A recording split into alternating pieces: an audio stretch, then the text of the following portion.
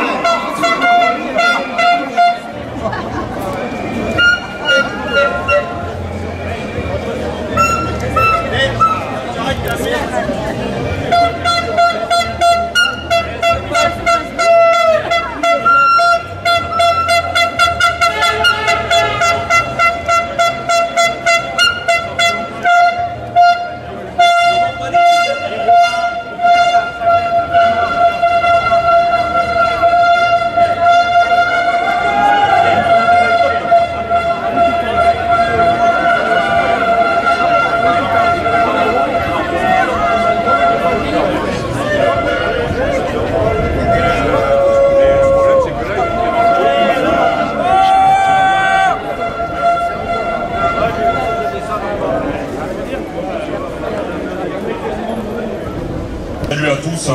Donc pour la CGT cheminot, on se devait de faire un petit point après les 3 mois de lutte qu'on a menés. Donc on se retrouve encore dans la lutte et c'est que le début, encore une fois, c'est un recommencement. Alors qu'il faudrait agir autrement, le gouvernement lance à contre-courant de l'histoire une nouvelle vague de restrictions budgétaires touchant essentiellement les travailleurs actifs et les retraités, sous prétexte d'un ralentissement de la croissance, conséquence directe de sa politique d'austérité. Le président de la République continue sans vergogne à écraser les plus faibles, à régner sans partage, à gouverner sans écouter les salariés, les retraités, les étudiants. Toujours plus nombreux à pâtir de sa politique. Il ne suffit pas de traverser une rue ou une voie pour trouver un emploi ou travailler à la SNCF. Les dernières annonces d'Édouard Philippe lors de la présentation du budget confirment également l'offensive antisociale qui guide le projet du gouvernement. Dégressivité des allocations chômage pour les cadres à partir de 6 mois d'indemnisation. Baisse des contrats aidés qui va accentuer les difficultés du tissu associatif et l'emploi dans ce secteur. Pérennisation du CICE et baisse des cotisations patronales alors que les entreprises du CAC 40 ont réalisé 45 milliards d'euros de profit dans le premier semestre 2018.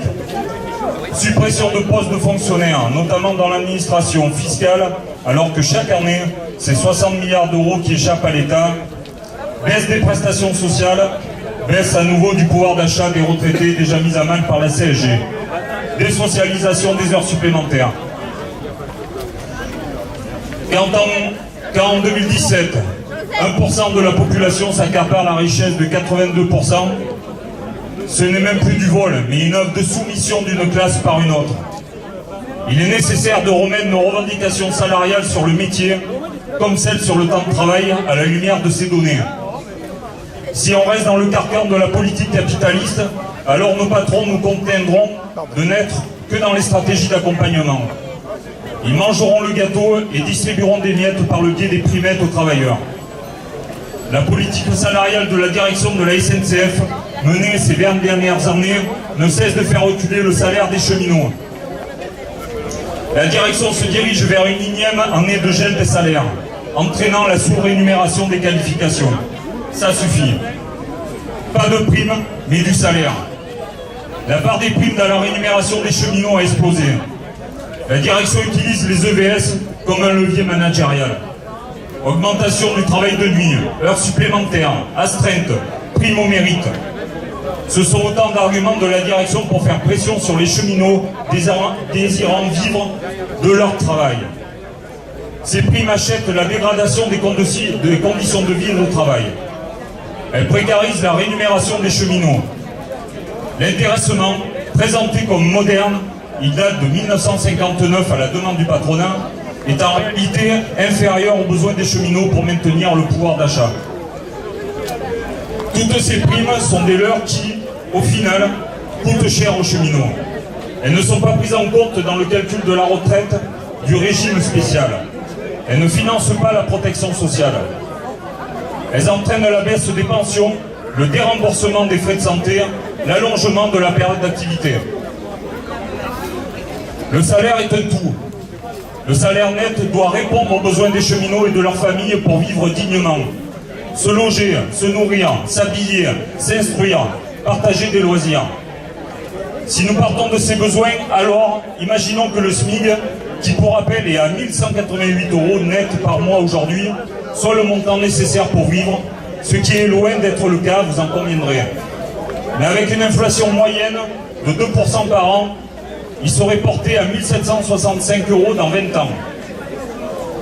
Et si on applique une hausse de 0,3% par an, comme le gouvernement le souhaite, il ne serait que de 1 261 € à l'échéance.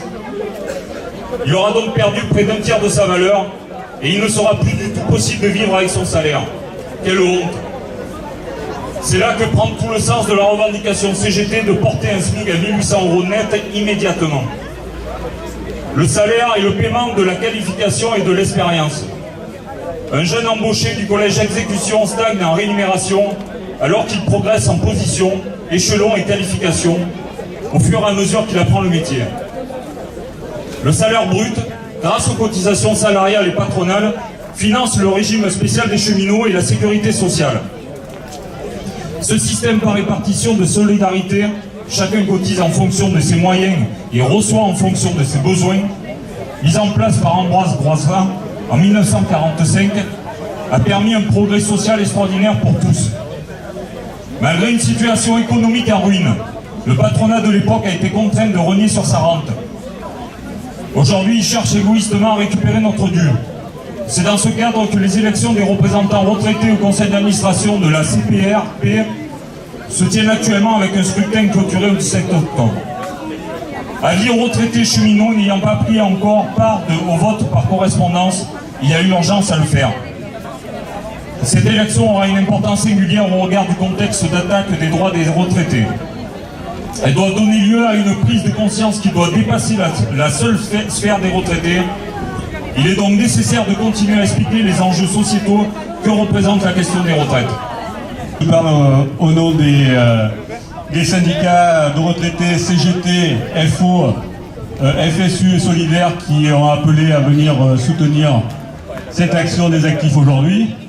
Et maintenant, je vais parler également au nom du groupe des 9 qui ont été rejoints par encore une dizaine d'organisations pour appeler à la manifestation des retraités le 18. Alors, ça sera une surprise pour personne, le gouvernement maltraite les retraités. Alors pourquoi nous allons manifester le 18 et que nous espérons que les actifs qui sont les retraités de demain viendront également nous soutenir?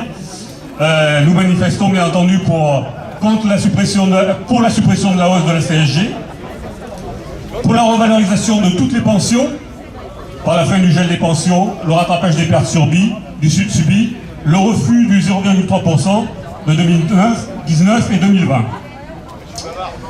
On va manifester aussi contre l'indexation des pensions sur les salaires, pour l'indexation des pensions sur les salaires et un minimum de pension au SMIC pour une carrière complète. Le maintien des pensions de réversion sans condition de ressources, ça c'est très important parce que vous savez qu'il y a beaucoup de femmes notamment cela risque de mettre dans une très très grande détresse. Et la prise en charge de la perte d'autonomie à 100% par la Sécu et l'ouverture d'un droit universel dans le cadre du service public. Ça, ce sont nos grosses revendications. Bien entendu, les retraités en ont beaucoup d'autres, mais ça serait beaucoup trop long à toutes les exposer. Donc nous nous appelons donc à venir les retraités en nombre manifester le 18. Donc la manifestation sera à Brive à 9h30 devant la sous-préfecture.